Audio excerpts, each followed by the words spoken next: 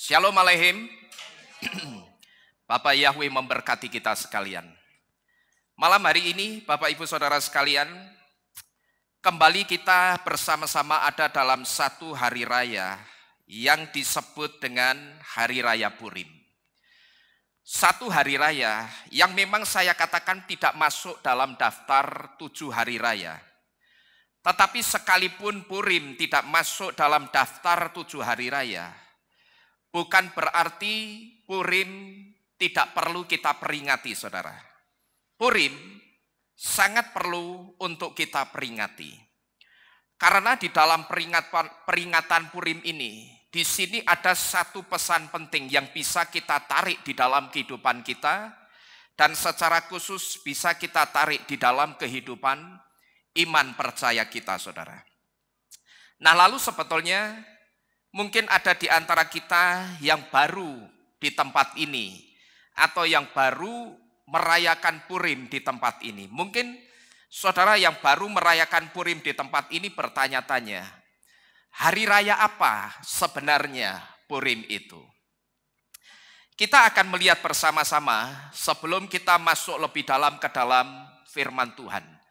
Sebetulnya hari raya apa Purim itu? Purim adalah hari raya Yahudi untuk memperingati satu peristiwa yang disebut dengan Nahafoku, yang secara letterlux Nahafoku artinya adalah turn upside down, yang artinya juga terbalik. Tetapi lebih dalam, Nahafoku berbicara tentang reversal of everything, atau pembalikan segala sesuatu. Yang dimaksud pembalikan segala sesuatu ini apa, saudara? Yang dimaksud adalah pembalikan semua rencana jahat Haman ketika Haman pada waktu itu merencanakan pembantaian orang-orang Yahudi, yang kemudian semua rencana jahatnya Haman ini dibalik oleh Bapak Yahweh menjadi kematiannya Haman sendiri, dan karena Haman saat itu sudah mati, maka terbebaslah orang-orang Yahudi dari rencana pembantaiannya Haman. Jadi Purim itu untuk memperingati peristiwa yang namanya ini, saudara, Nahafoku. Yang secara letterlux Nahafoku itu artinya turn upside down atau terbalik. Tapi kalau kita mau melihat jauh lebih dalam tentang Nahafoku, Nahafoku di sini berbicara tentang reversal of everything, atau pembalikan segala sesuatu. Dan yang dimaksud pembalikan segala sesuatu di sini adalah dibaliknya semua rencana jahatnya Haman, yang tadinya mau membantai orang-orang Yahudi yang ada di Puri Susan, dibalik sama Bapak Yahweh justru jadi apa? Kematiannya Haman sendiri.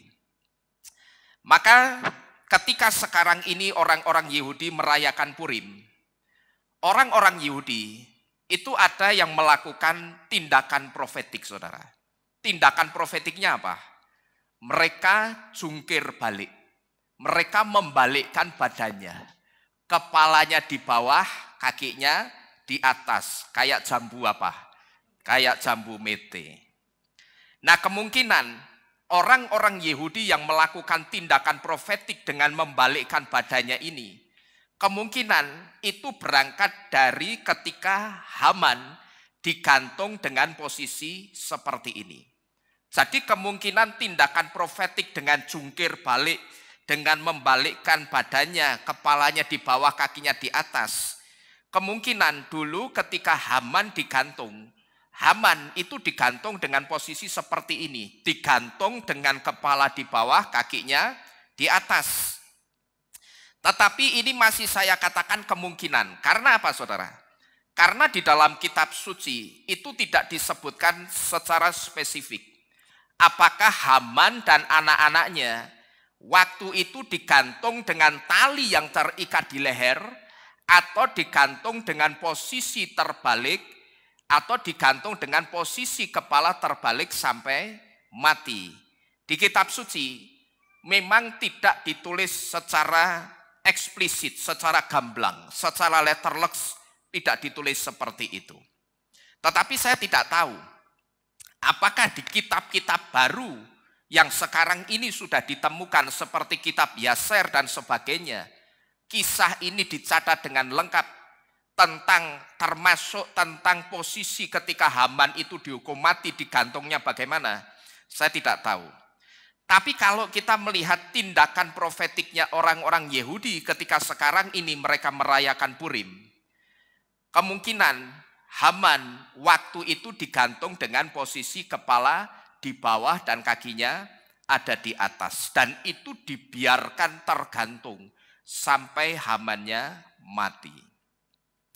Nah, Bapak Ibu Saudara sekalian, dalam peringatan Purim, orang-orang Yahudi itu juga punya kebiasaan rutin yang mereka lakukan. Beberapa di antaranya, ketika mereka merayakan Purim, yang pertama mereka akan mendengarkan pembacaan kitab Hadassah atau kitab Ester. Kenapa? Khusus dalam perayaan ini kok yang dibaca kitab Hadassah. Dan mereka akan memberikan perhatian yang terbaik untuk seseorang yang membacakan kitab Hadassah atau kitab Ester. Nah, ini karena kitab Hadassah atau kitab Ester itu satu kitab yang khusus mencatat sejarah dari peristiwa yang cukup menegangkan yang pada waktu itu dialami oleh orang-orang Yahudi yang ada di Puri Susan, saudara. Jadi hari ini yang pertama mereka akan mendengarkan pembacaan kitab Hadassah. Karena kitab Hadassah itu satu kitab yang secara khusus mencatat satu peristiwa besar yang bisa saya katakan peristiwa besar itu sangat menegangkan bagi orang-orang Yahudi yang saat itu ada di Puri Susan. Karena pada saat itu mereka ada dalam satu pertaruhan antara hidup dan mati. Kalau saat itu tidak terjadi mujizat, Bapak Yahweh tidak menolong, maka nasib hidup mereka itu akan ada di tangannya Haman. Ini yang pertama. Kemudian selain membaca kitab Ester, orang-orang Yahudi juga akan mengadakan yang namanya Misloah Manot. Misloah Manot itu apa? Misloah Manot itu saling memberi makanan. Nah, yang dimaksud Misloah Manot itu bukan tulang-tulangan seperti ini, saudara. Ini hanya penggambarannya saja, ya. Tapi yang dimaksud dengan Misloah Manot, orang-orang Yahudi itu akan saling berbagi makanan dengan orang lain. Nah, biasanya dalam perayaan Purim di zaman yang modern ini, makanan yang dibagikan itu sudah dikemas dalam bentuk parsel, saudara. Jadi kayak orang Natalan, mereka kirim parsel ke temannya, seperti itu. Tapi kalau zaman dulu belum ada parsel, yang mereka masak. Mereka masak, lalu misalkan orang ini masak, yang orang lain juga masak. Nanti setelah masakannya jadi, akan dibagi, saudara. Akan saling berbagi, seperti tukar-tukaran makanan begitu. Itu kalau zaman dulu. Tapi kalau zaman modern sekarang, orang sudah malas. Suruh masak, terus munjung ke rumah satu persatu, malas. Maka yang paling gampang sekarang apa? Beli parsel terus dikirim. Dan jadi kalau kita perhatikan itu sudah mengalami pergeseran. Sudah berbeda dari yang dulu Purim yang dirayakan. Kalau dulu yang mengantarkan makanan itu yang bersangkutan, yang orang yang saling kenal. Misalkan Pak Robi ngirimi saya, Pak Robi sendiri yang datang ke saya. Nanti kalau saya mau ngirim Pak Robi, saya sendiri yang datang ke Pak Robi. Tapi kalau sekarang sudah zaman parsel, tinggal apa? Telepon. Ya toh, telepon, saya pesan parsel ya, tolong kirim ke alamat ini. Yang datang sudah bukan orangnya sendiri yang bersangkutan, yang merayakan Purim itu sendiri. Tapi kurirnya parsel juga ikutan Purim, saudara. Jadi kalau kita perhatikan, sekarang sudah terjadi pergeseran cara merayakan Purim ini. Dan Misloah Manot yang sekarang ini sedang dilakukan oleh orang-orang Yahudi, itu berangkat dari kitab Ester pasal ke-9 ayat yang ke-19. Coba kita lihat dulu saudara. Ester pasal ke-9 ayat yang ke-19. Di situ dikatakan, oleh sebab itu orang Yahudi di pedesaan yang tinggal di perkampungan menjadikan hari yang ke-14 bulan Adar itu sebagai hari kegembiraan, hari perayaan dan hari yang baik dan hari untuk saling apa itu? Mengantar makanan. Jadi peristiwa atau aktivitas saling memberi makanan ini berangkat dari kitab Ester pasal ke-9 ayat yang ke-19. Nah lalu setelah mengadakan misloah manot atau saling memberi makanan, orang-orang Yahudi juga mengadakan yang namanya matanot la evionim, yaitu memberi bingkisan kepada orang-orang miskin.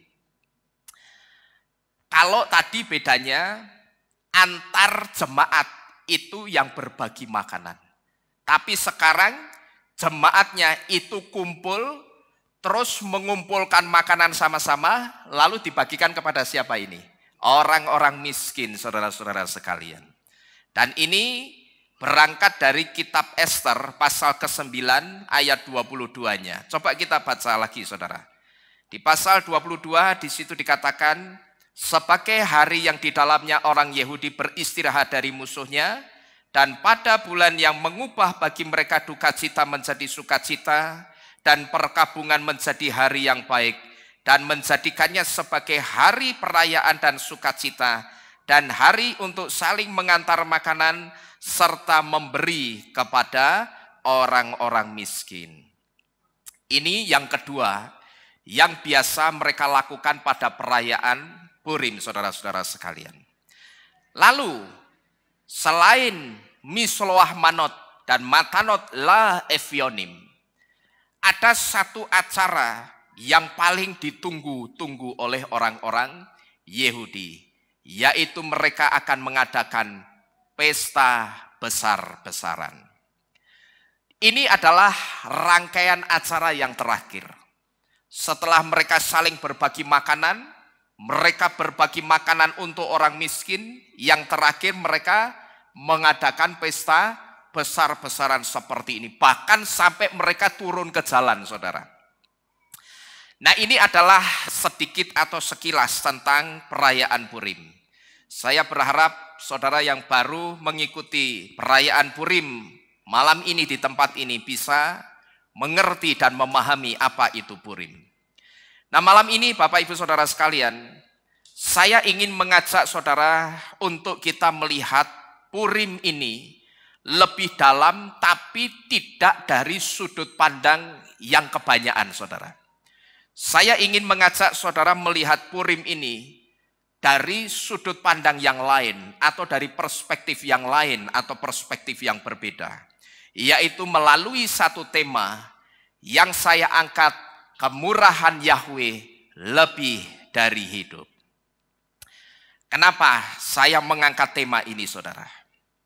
Saya mengangkat tema ini karena saya perhatikan selama ini orang-orang yang merayakan Purim, sebagian besar konsep yang dibawa dalam perayaan Purim itu hanya konsep perayaan sukacita. Hanya konsep perayaan untuk memperingati kemenangannya orang-orang Yahudi atas Haman.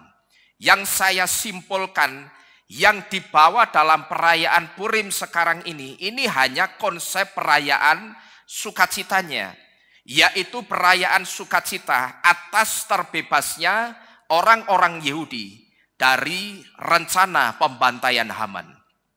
Hari ini saudara, sebagian besar orang-orang Israel atau sebagian besar orang-orang Yahudi merayakan Purim itu dengan pesta yang sangat meriah. Kalau saya katakan sebagian besar, berarti ada sebagian kecil yang merayakan Purim tapi tidak dengan pesta yang meriah. Nah kira-kira nanti benar yang mana? Yang kelompok yang kecil atau kelompok yang besar yang merayakan dengan pesta yang meriah. Dan ketika malam ini orang-orang Yahudi yang merayakan Purim itu dengan satu pesta yang sangat meriah. Saudara tahu? Di situ ada minuman keras.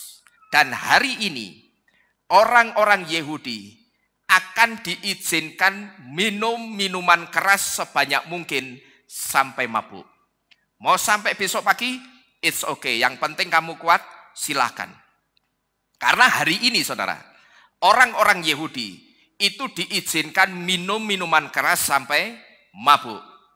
Jadi kalau kita perhatikan, nanti saudara akan ngerti kalau ada distorsi di situ, ada sesuatu yang tidak benar, yang tidak baik, yang seharusnya tidak dilakukan di dalam perayaan Purim ini. Tetapi saya menyadari karena orang-orang Yahudi itu sekarang ini atau orang-orang Yahudi modern sekarang ini ketika merayakan Purim condongnya lebih kepada perayaan untuk memperingati pesta karena orang-orang Yahudi sudah terbebas dari tangannya Haman. Yang disorot hanya itu, saudara. Tapi ada satu lagi, konsep Purim yang saya katakan paling fatal kesalahannya, yaitu ketika dalam perayaan Purim ini, orang-orang Yahudi menonjolkan Esther dan Mordekai sebagai pahlawan atas kemenangan mereka melawan Haman. Dan di situ saya angkat satu pertanyaan.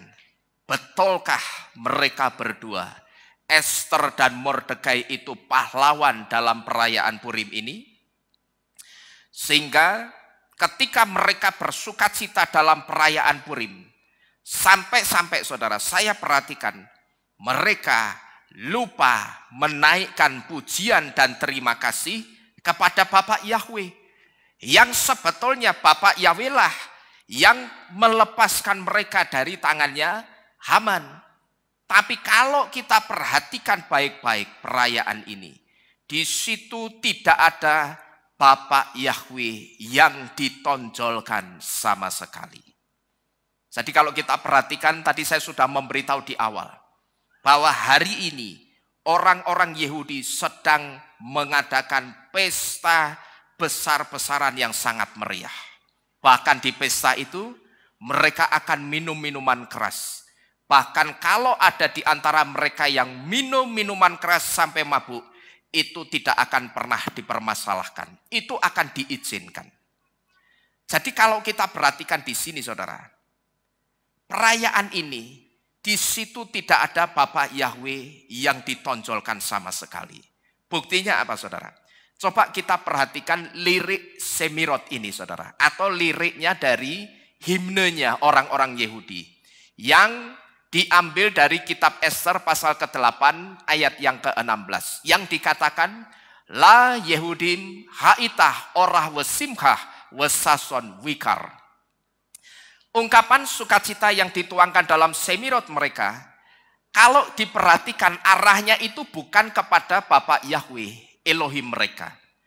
Tapi kalau diperhatikan arahnya itu justru lebih kepada kebanggaan mereka karena cincin meterai raja yang diberikan kepada Mordekai, kebanggaan mereka kepada titah Raja Ahasveros yang keluar karena permintaan Esther dan Mordekai supaya semua rakyat dan pembesar kerajaan menghormati orang-orang Yahudi, dan juga kebanggaan kepada Mordekai yang memakai pakaian kerajaan dan mengenakan mahkota emas. Coba kita baca bersama-sama. Esther pasal ke-8 ayat yang ke-16. Untuk kita tahu artinya ini apa. La Yehudim ha'itah orah wesimkah wesason wikar.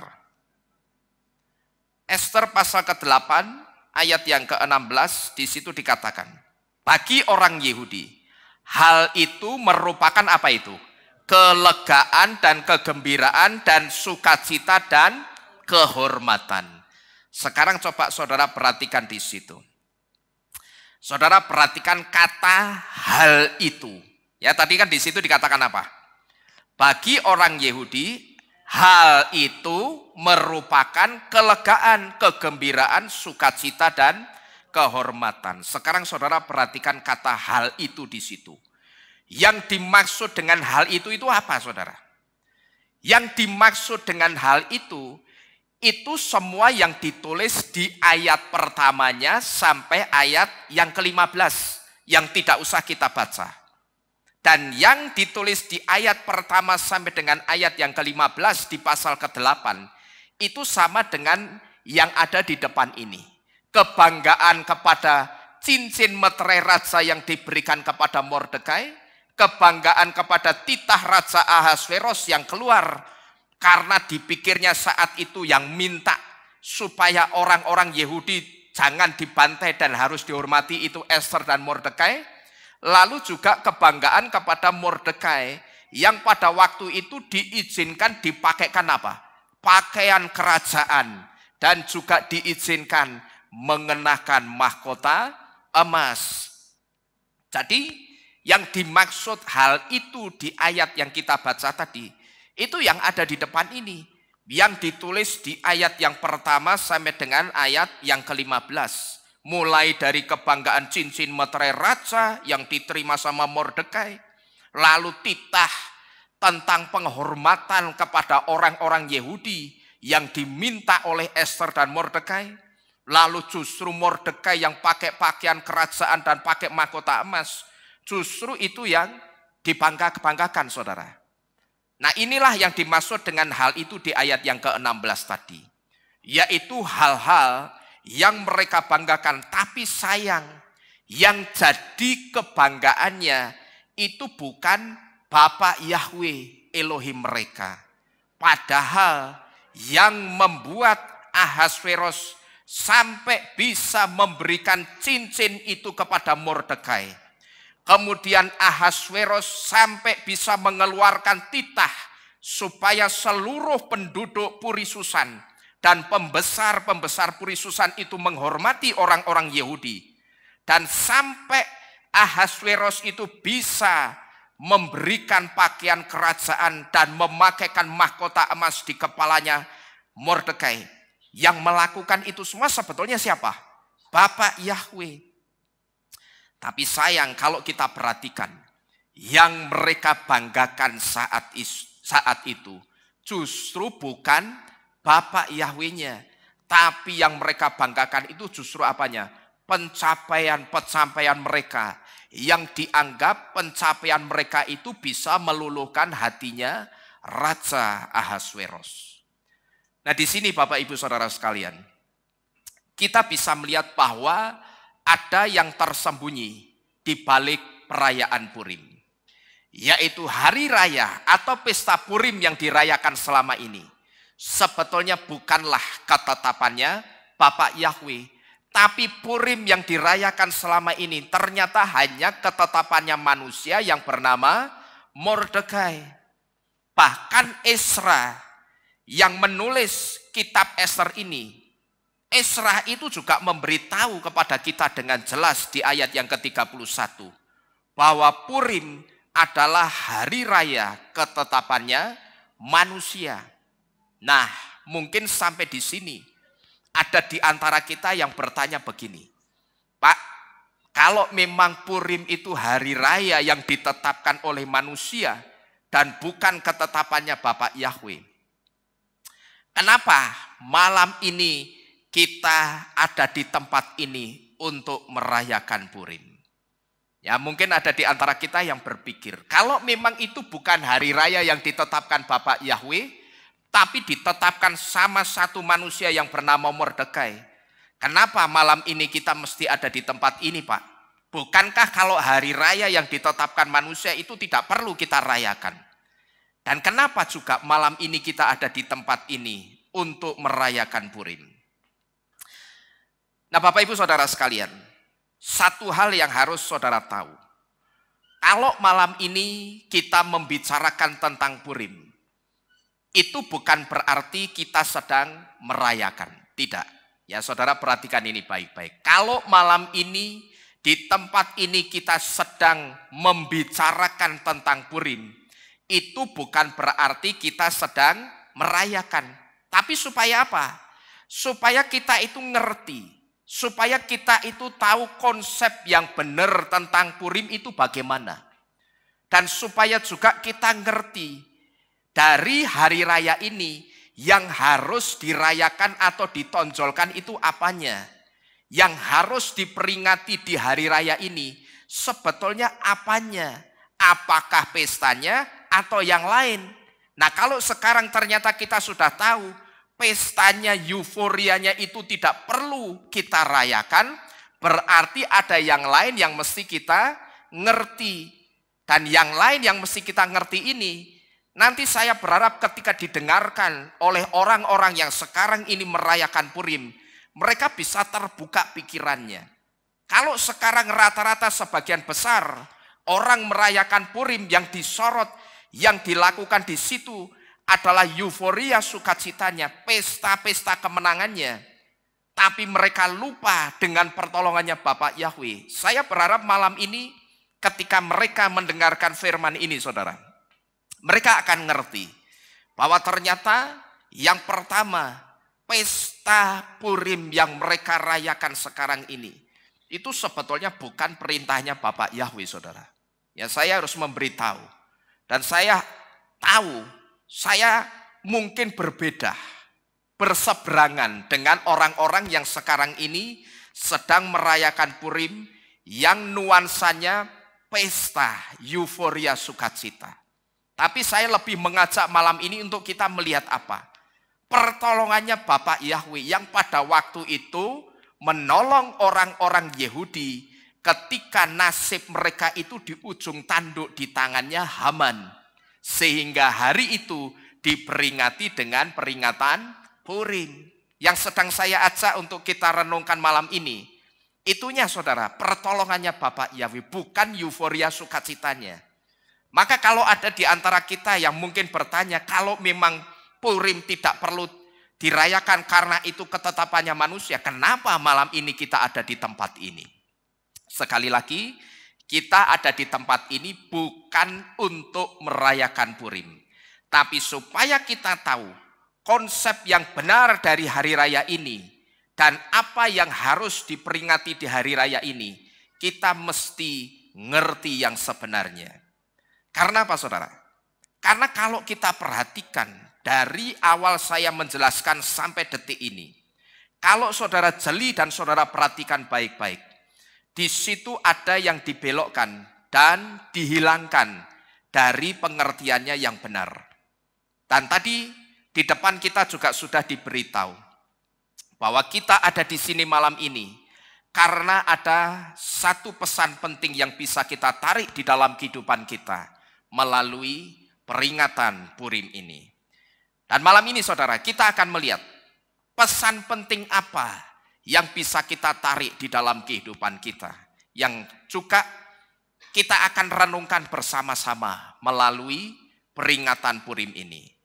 Pesan penting pertama yang bisa kita renungkan dan kita tarik di dalam kehidupan kita adalah bahwa Ratu Wasti yang menolak panggilan Raja Ahasveros dan membuat pesta sendiri ini adalah simbol dari orang-orang yang tidak memenuhi panggilan Raja semesta alam ini, yaitu Bapak Yahweh untuk merayakan hari raya yang diperintahkan Bapak Yahweh, yaitu apa ini? 7 hari raya. Jadi kalau saudara perhatikan, ini termasuk kisah yang terkenal dalam perayaan Purim.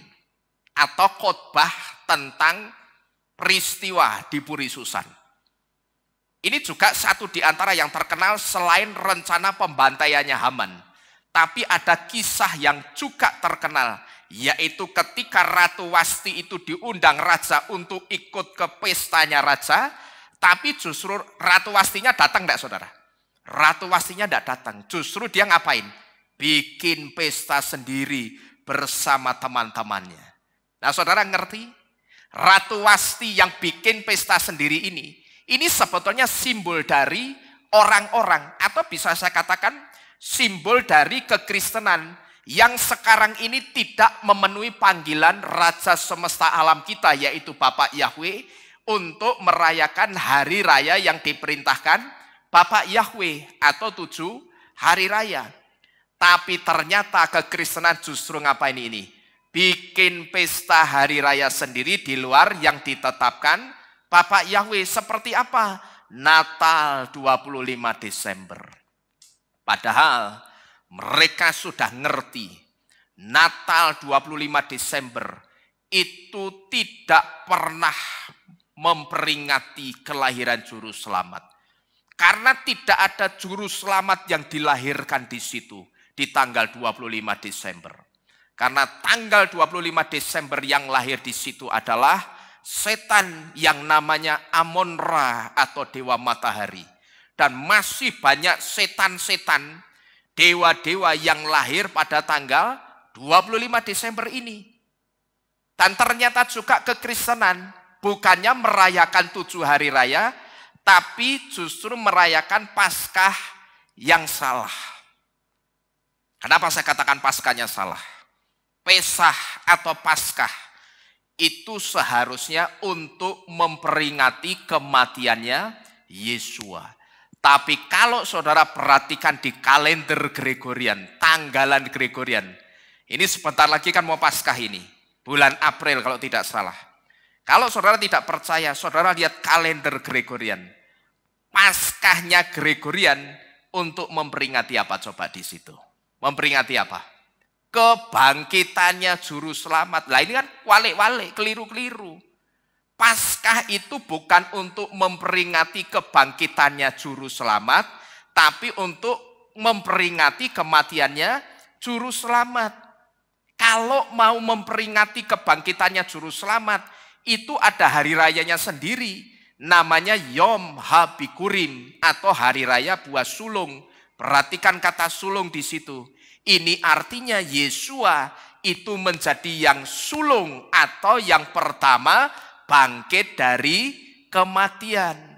Jadi kalau mau merayakan kebangkitan itu harusnya pakai hari raya buah sulung, bukan Paskah. Anehnya Paskahnya malah diganti apa? Jumat Agung yang tidak ada di dalam kitab suci. Dan masih ada hari raya lainnya yang tidak ada di dalam kitab suci, yang tidak ditetapkan dan dibuat Bapak Yahweh. Seperti apa? Rabu-abu seperti ini. Maka kemarin ketika orang-orang Katolik merayakan hari raya Rabu-abu, anak saya karena dia sekolah di sekolah Katolik, saya wanti-wanti. Nanti kalau batukmu mau dikasih abu, jangan mau. Bilang tolak, karena itu bukan iman saya. Kalau dipaksa, minggir menghindar.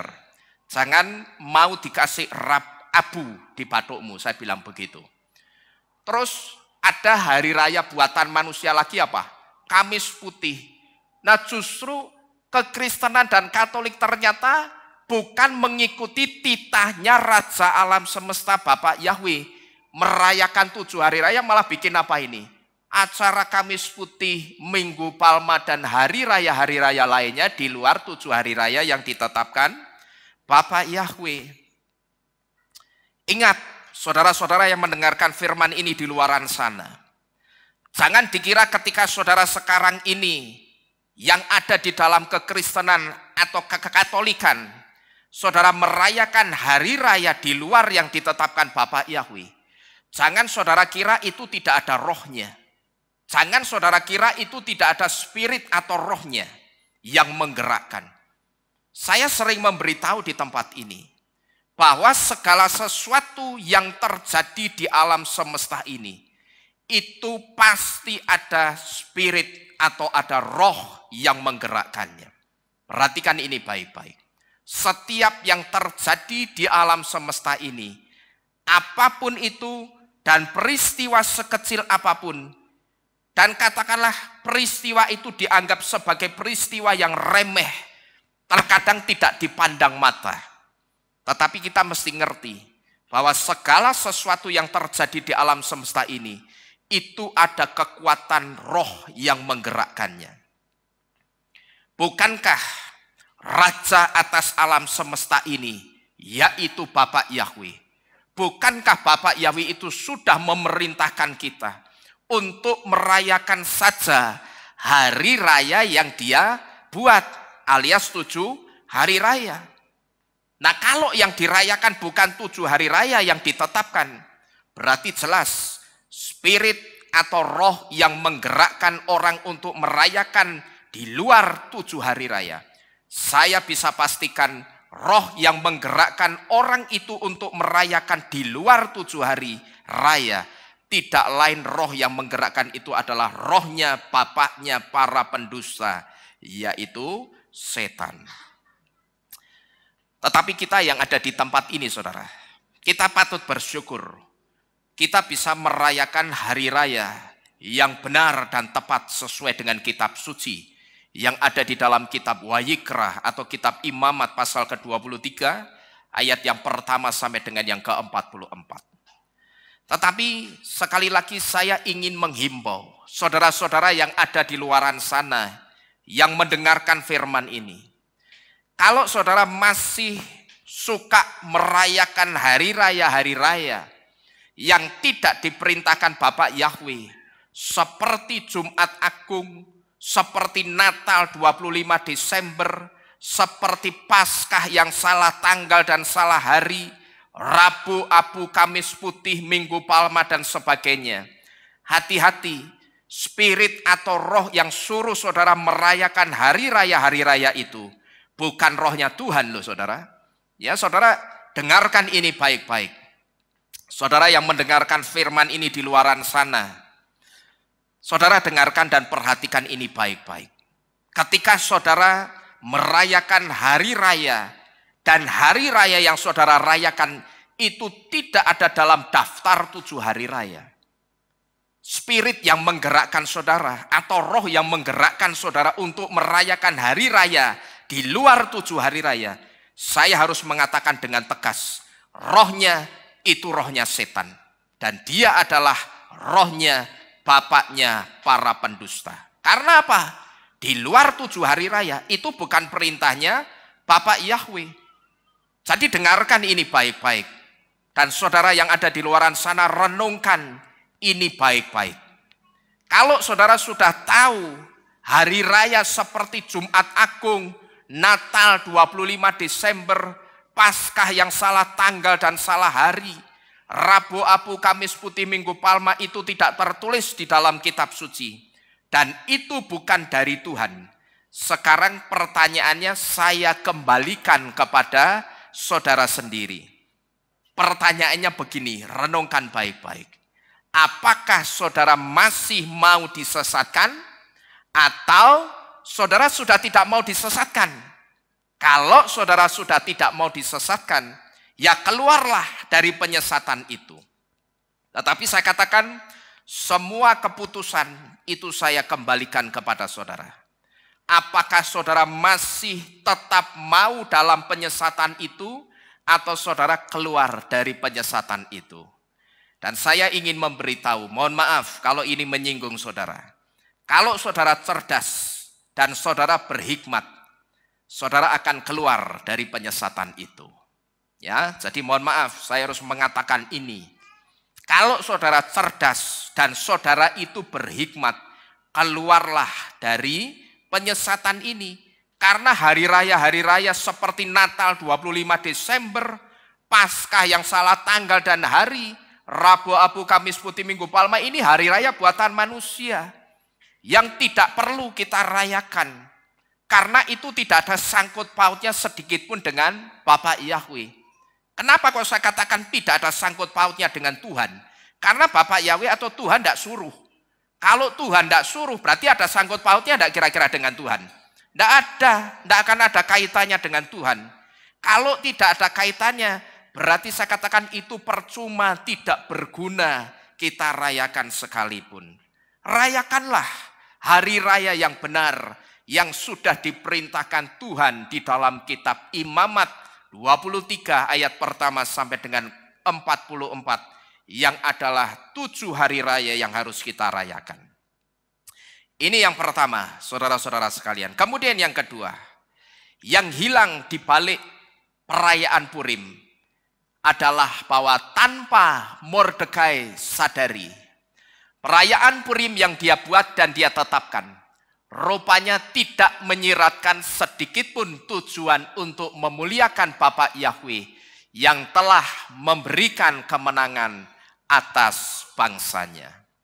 Coba kita baca Ester 9 ayat yang ke-20 sampai dengan yang ke-22. Di situ dikatakan, dan Mordekai menuliskan hal-hal ini. Atau dengan kata lain, Mordekai mengeluarkan titah. Lalu titah itu dikirimkannya kepada semua orang Yahudi di semua provinsi Raja Ahasveros, dekat maupun jauh, untuk mewajibkan mereka merayakan hari yang ke-14 dan yang ke-15 bulan yang sama setiap tahun. Yang dimaksud bulan yang sama itu bulan Adar, saudara. Karena sekarang ini kita sedang ada di bulan Adar. Sebagai hari yang di dalamnya orang Yahudi beristirahat dari musuhnya. Saudara perhatikan baik-baik bagian demi bagian ayat 22. Ayat 22. Di situ dikatakan apa? Sebagai hari yang di dalamnya orang Yahudi yang pertama apa itu? Beristirahat dari musuhnya. Yang kedua, dan pada bulan yang mengubah bagi mereka duka cita menjadi sukacita.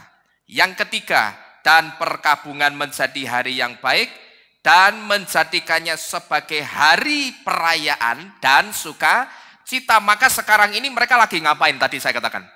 Pesta besar-besaran, pesta pora, dan hari untuk saling mengantar makanan serta memberi kepada orang-orang miskin. Sekarang saudara perhatikan ayat 22. Kalau saudara perhatikan ayat 22, di situ kita bisa melihat Mordekai itu hanya mengeluarkan titah atau memberi petunjuk bahwa hari yang dia tetapkan yang sekarang ini dikasih nama Purim, hari itu adalah hari untuk orang-orang Yahudi yang pertama apa tadi? Beristirahat dari musuhnya. Terus dikatakan juga hari ini hari apa? Hari yang baik. Hari ini hari sukacita. Dan hari ini hari untuk saling berbagi makanan dan memberi kepada orang miskin. Hari itu adalah hari di mana mereka mengenang bahwa duka cita itu sudah diganti dengan sukacita. Tapi kalau kita perhatikan di situ, tidak ada satupun petunjuk atau titahnya Mordekai untuk memuliakan Bapak Yahweh. Tidak ada, saudara.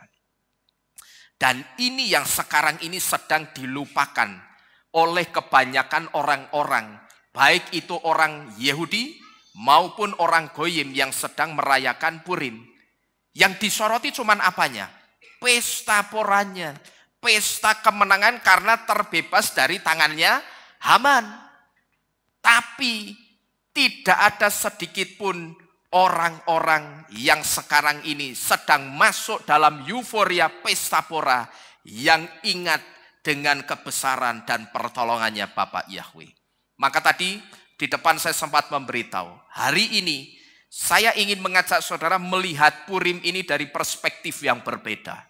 Dari sudut pandang yang lain yang mungkin tidak sama dengan yang saudara dengarkan di luar. Yang lebih condong kepada pesta poranya. Yang lebih condong kepada berhasilnya orang-orang Yahudi lepas dari tangannya Haman. Tapi saya ingin mengajak saudara melihat kebesarannya Bapak Yahweh yang pada waktu itu mengubahkan nasibnya orang-orang Yahudi. Mengubah nasibnya Ester dan Mordekai yang sudah ada di ujung tanduk Raja Ahasveros. Tinggal sedikit lagi nyawa mereka ada di tangannya Haman. Tapi ini tidak pernah disorot. Dan saya perhatikan bertahun-tahun saya mengikuti peringatan Purim. Jarang bahkan tidak pernah saya mendengar peringatan Purim yang mengajak orang itu untuk melihat kebesarannya Bapak Yahweh. Jadi kalau kita perhatikan di situ saudara, secara khusus di ayat 22. Tidak ada satupun titah atau petunjuk dari Mordekai yang diberikan kepada Hadasah atau Ester untuk memuliakan Elohim mereka, Bapak Yahweh yang sudah menolong mereka. Di situ tidak ada satupun petunjuk keluar dari mulut Mordekai untuk memberi penghormatan kepada Elohimnya. Tidak satupun petunjuk keluar dari mulut Mordekai untuk memberikan persembahan khusus. Baik itu persembahan bakaran atau persembahan puji-pujian bagi Bapak Yahweh yang telah memberikan kemenangan untuk orang-orang Yahudi di hari yang Mordekai tetapkan sebagai hari pesta kemenangan. Ya, saudara perhatikan baik-baik di situ. Ini saya bukan ngarang, saudara. Ya, saya tahu dan saya sadar, saya beda dengan apa yang sedang dirayakan di luaran sana, orang-orang yang sedang merayakan Purim. Tetapi saya lebih condong dan lebih suka mengajak saudara untuk kita itu selalu melihat kebesarannya Bapak Yahweh. Karena apa, saudara? Kita hidup sampai hari ini itu juga kebesarannya Bapak Yahweh. Amin. Saudara dan saya hidup sampai hari ini, itu kalau bukan kebesarannya Bapak Yahweh, kita tidak akan ada di sini, saudara, malam ini. Apalagi saya dan saudara-saudara yang pernah melewati perjuangan lewat sakit penyakit. Sekarang saudara, saya berharap saudara akan ngerti maksud saya. Kenapa saya ajak saudara melihat kebesarannya Bapak Yahweh. Karena kalau kita tanpa kebesarannya Bapak Yahweh, kita yang pernah sakit parah, saya yakin malam ini kita tidak ada di tempat ini. Betul, saudara? Tapi kalau kita ada di tempat ini, saudara divonis dokter, apapun itu vonis saudara, saya ingin memberitahu, jangan pernah takut. Karena ketika dokter vonis apapun itu, tapi malam ini saudara masih ada di tempat ini, saya percaya vonis itu sudah dipatahkan Bapak Yahweh. Saudara mesti sehat, dan saudara mesti kuat, dan saudara mesti menang bersama Bapak Yahweh. Percayalah. Ya, maka saya ingin, yang saya suka itu begitu, saudara. Bukan berarti kita tidak boleh pesta. Boleh tidak kita pesta sekarang? Boleh ya. Misalkan sekarang saya bikin pesta, makan-makan di sini, it's okay, ya toh. Nggak usah pakai minuman keras, degane Pak Damaris, ya toh. Nanti ditoske ting gitu loh. Lah kan belum pernah. Biasanya kan ting apa? Wah, nanggur ini degan kan durung pernah toh. Nanti kapan-kapan kita coba, ya tahun depan. Boleh kita pesta makan-makan enak, nggak masalah. Tapi yang penting kita jangan pernah lupa kebesarannya Bapak Yahweh. Itu sing nomor satu. Itu yang paling penting, saudara. Ya. Jadi sekali lagi, kalau kita perhatikan di sini, tidak ada satupun titah atau petunjuk yang dikeluarkan oleh Mordekai, yang adalah seseorang yang katanya sangat cinta dan mengasihi Elohimnya, Yahweh. Jadi hal ini, saudara, sekaligus menjadi tempelaan untuk kita orang-orang yang sudah percaya Bapak Yahweh dan Yesua. Yang juga seringkali saya perhatikan, itu masih salah soal konsep kasih.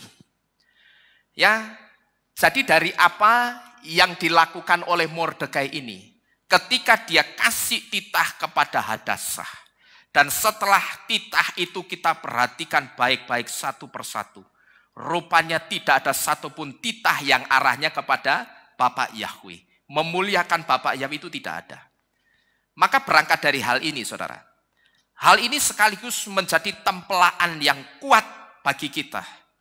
Orang-orang yang katanya sudah percaya Bapak Yahweh, tapi seringkali masih salah konsep soal kasih. Yang saya perhatikan, orang sudah di dalam Bapak Yahweh, tapi belum ngerti konsep kasih yang benar itu seperti apa. Dan saya perhatikan belum ngerti siapa yang harus dikasihi dulu, atau siapa yang harus diutamakan untuk dikasihi dulu. Kenapa saya mengatakan seperti ini, saudara? Karena saya perhatikan, bahkan yang saya perhatikan, ini dari orang yang sudah percaya Bapak Yahweh dan Yesua. Dan orang ini juga sudah dimeterai dalam baptisan pembaruan. Orang-orang ini tidak hanya 1-2 orang, tapi orang-orang ini sudah dimeterai dalam baptisan pembaruan. Jadi meterai di dahinya itu sudah benar, nama Yahweh. Sudah benar. Tapi ternyata ketika mereka masuk dalam iman akar Ibrani di dalam Bapa Yahweh, saya perhatikan konsepnya soal kasih itu masih belum ngerti, masih belum paham. Sehingga ketika mereka belum paham soal konsep kasih yang benar, yang saya perhatikan, yang mereka utamakan, yang mereka kasihi itu manusia dulu. Padahal Yesua itu tidak pernah mengajar yang harus dikasihi manusia dulu. Tapi saya perhatikan di kalangan orang-orang yang sudah menyembah Bapa Yahweh, ini justru aneh. Mereka kenal Bapa Yahweh lebih baik sekarang, mereka kenal Yesua lebih baik sekarang. Tapi yang dikasihi, yang mereka tonjolkan kasihnya itu justru bukan kepada Tuhan atau Bapa Yahweh dulu, tapi justru kepada sesamanya. Bahkan banyak orang yang mengatakan kepada saya masih dengan konsep kasihnya yang lama. Yang penting Pak, saya itu mengasihi sesama saya berbuat baik, saya mau saling tolong menolong, saya yakin Tuhan senang. That's right, saya katakan itu benar. Tuhan senang kalau saudara bisa berbuat baik, membantu orang lain, itu senang. Tapi konsep kasihnya saudara mesti ngerti dulu. Bahkan saya ingat ada beberapa orang yang juga mengatakan kepada saya begini. Ini tidak hanya 1-2 orang saudara. Tapi mengatakan kepada saya begini. Pak, kenapa ya? Sekarang ini ketika saya sudah mengenal Tuhan yang benar, saya sudah di dalam Bapa Yahweh dan Yesua yang katanya itu Tuhan yang paling benar. Tapi kenapa justru saya perhatikan kasihnya itu tidak sama seperti dengan kasih yang diajarkan di iman saya yang dulu. Kalau saya renungkan Pak, kasih yang diajarkan di iman saya dulu, itu sangat luar biasa sekali loh Pak. Pokok ada orang kelihatan kekurangan sedikit, umatnya itu harus cepat-cepat bergerak, membantu menolong orang yang kekurangan itu. Tapi kenapa sekarang begitu saya masuk di dalam iman di dalam Bapa Yahweh, justru saya lihat orang-orangnya kasihnya tidak seperti di iman saya yang dulu. Saya maklum dan saya anggap ini wajar karena orang-orang tersebut masih baru di dalam Bapa Yahweh. Kalau saya katakan mereka masih baru di dalam Bapa Yahweh, saya katakan juga wajar. Mereka belum mengerti konsep kasih yang benar menurut Bapa Yahweh dan Yesua itu seperti apa. Tapi melalui Yesua sudah memberitahu dengan jelas kepada kita. Di dalam kitab Matius 22 ayat 37 sampai 39. Di situ Yesua mengajarkan kita konsep kasih yang benar itu seperti apa. Yaitu yang dikatakan apa? Kasihilah Yahweh Elohimmu dengan segenap jantungmu, dengan segenap jiwamu, dengan segenap akal budimu, dan dengan segenap kekuatanmu. Dan inilah perintah yang pertama dan utama. Lalu di ayat 39 dikatakan apa? Dan yang kedua, kasihilah sesamamu manusia sama seperti kamu mengasihi dirimu sendiri. Perhatikan angka-angka yang diucapkan Yesua di situ. Di situ ada angka pertama atau 1 dan ada kata utama yang mendampingi kata pertama. Dan juga ada kata angka kedua. Perhatikan baik-baik urut-urutannya. Yang pertama Yesua ngomong apa? Kasihilah Yahweh Elohimmu dengan segenap jantungmu, akal budimu, dan kekuatanmu.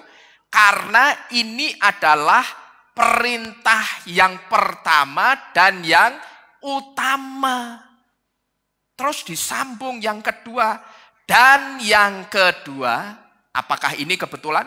Apakah kata yang pertama dan utama dan kata yang kedua itu tulisan redaksi penerbit kitab sucinya? Bukan, saudara.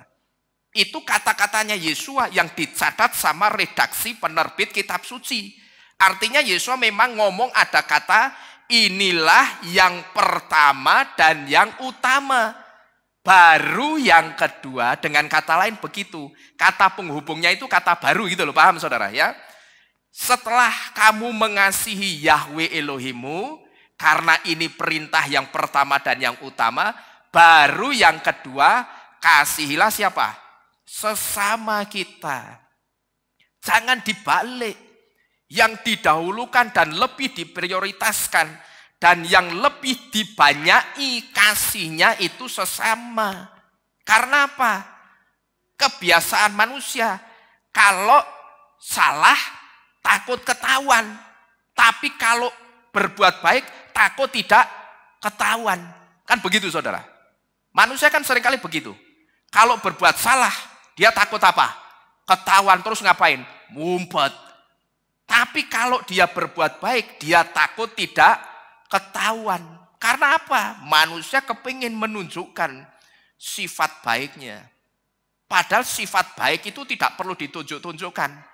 Loh, kalau tidak perlu ditunjukkan, Pak, bukankah di kitab suci ada ayat yang mengatakan, biarlah kebaikanmu dilihat oleh semua orang.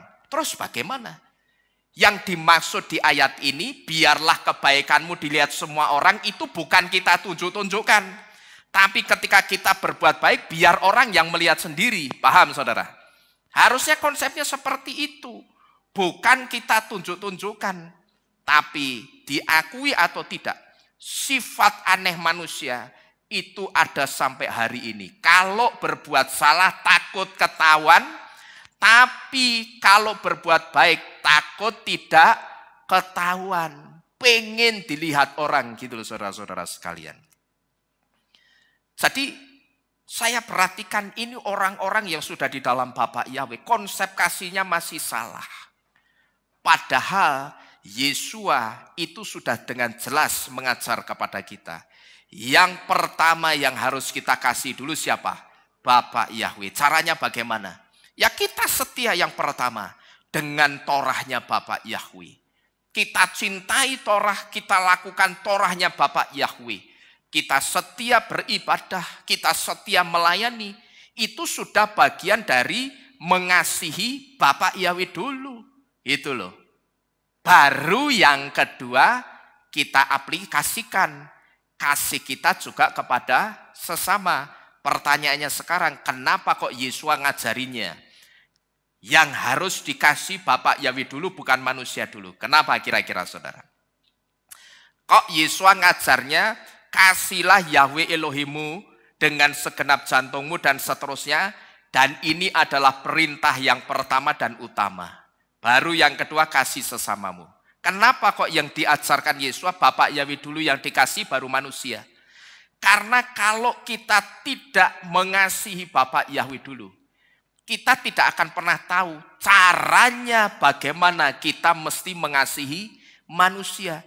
Dengan kata lain, saya sedang memberitahu, kalau kita bisa mengasihi sesama kita, itu karena kita sudah pertama mengasihi siapa? Bapak Yahweh dulu. Bapak Ibu Saudara paham sampai di sini? Jadi kita bisa mengasihi sesama kita, itu karena kita terlebih dahulu mengasihi siapa?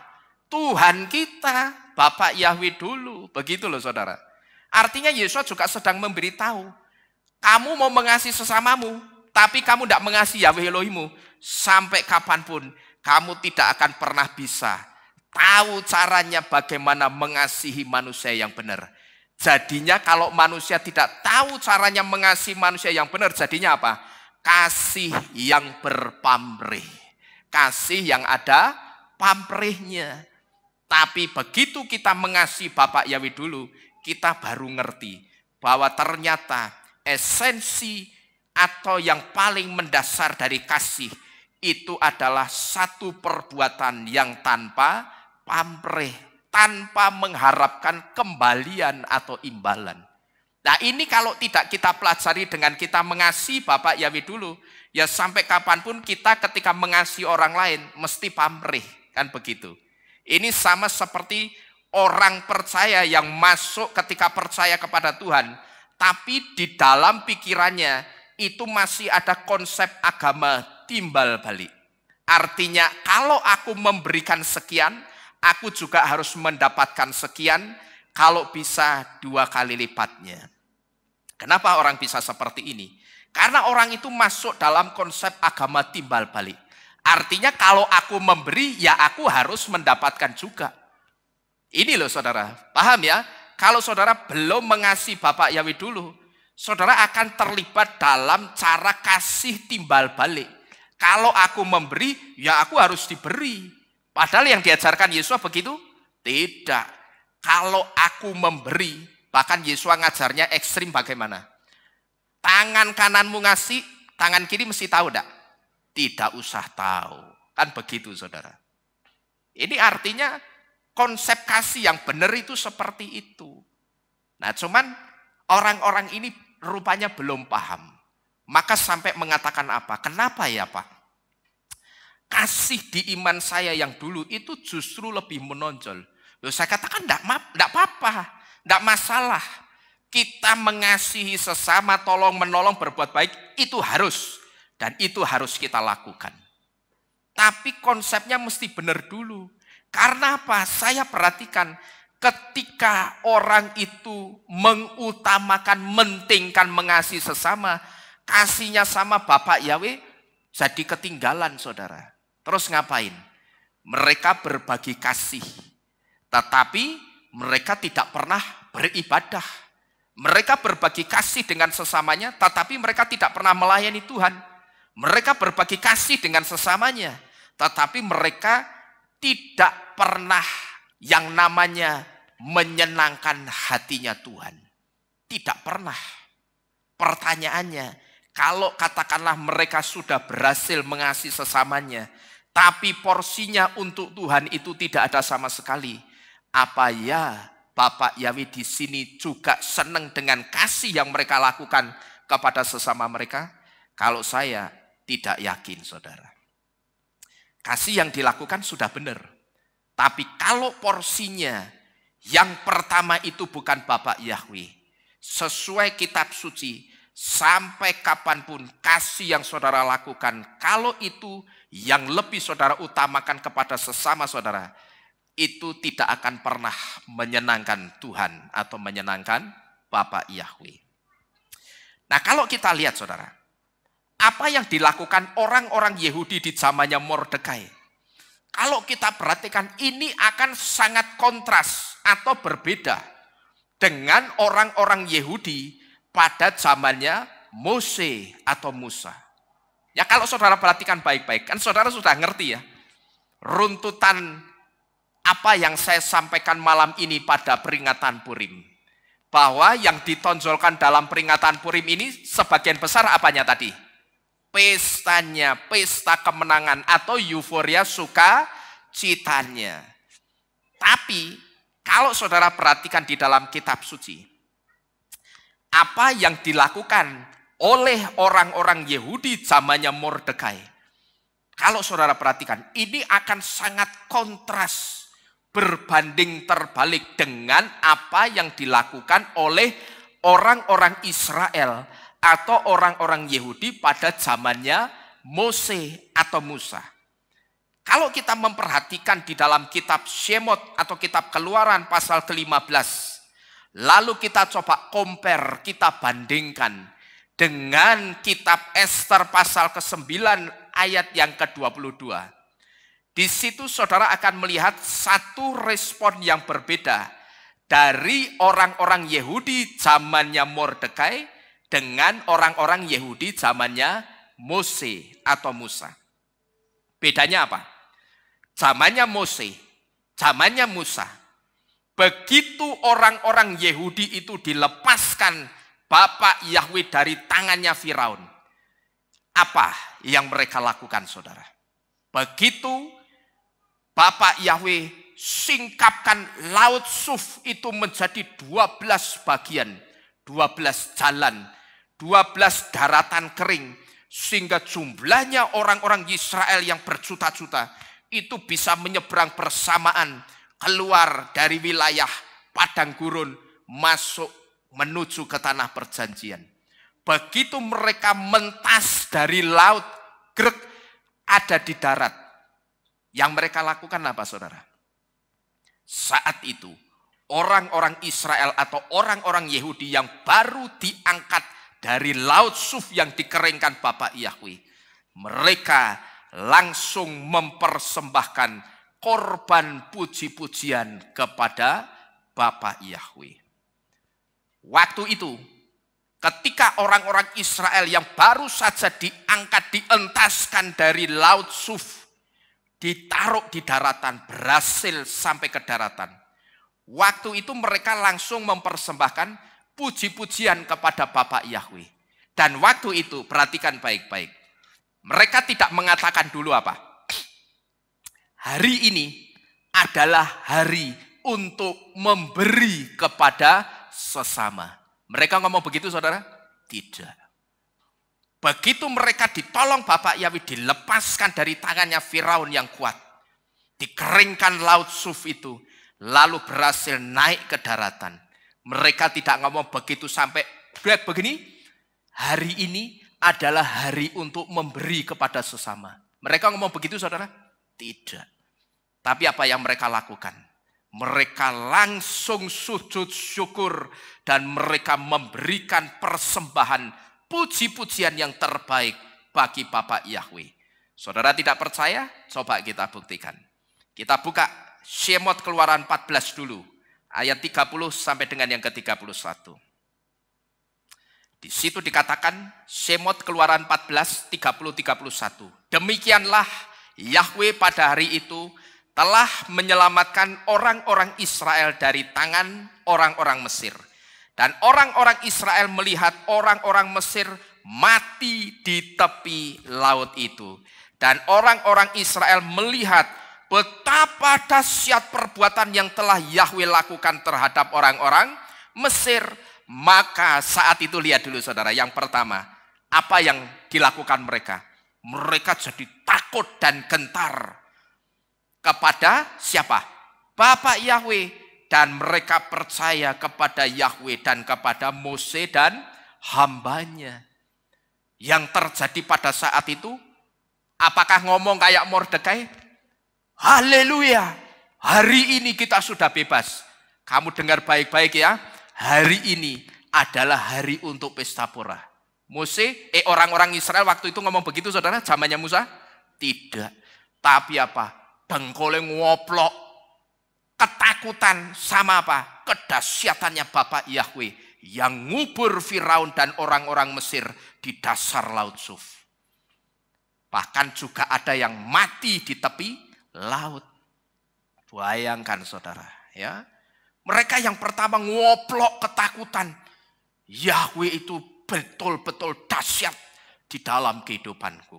Lalu yang dilakukan lagi apa kira-kira? Kita buka pasal ke-15 ayat yang pertama sampai dengan yang ketiga. Di situ dikatakan, kemudian Mose dan Bani Israel ngapain itu? Menyanyikan lagu ini bagi Yahweh. Menyanyikan lagu itu berarti apa? Menaikkan korban puji-pujian. Apakah mereka mengatakan hari ini hari pesta pora dulu, saudara? Tidak.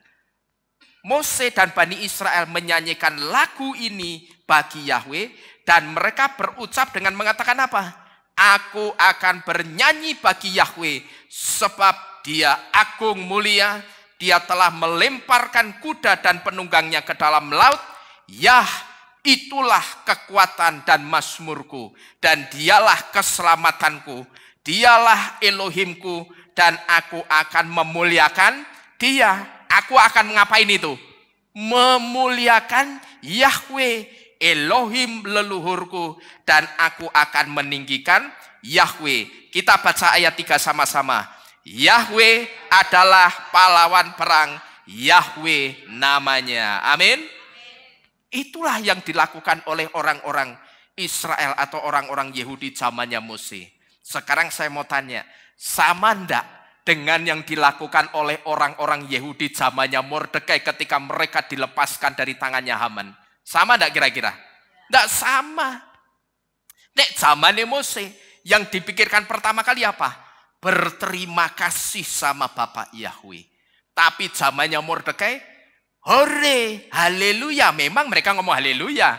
Haleluya kan pujilah tuh Yahweh, Pak. Loh iya. Tapi nek baru ki apa? Haleluya cuman apa? Isapan, cuman apa? Kembang lambe gitu loh.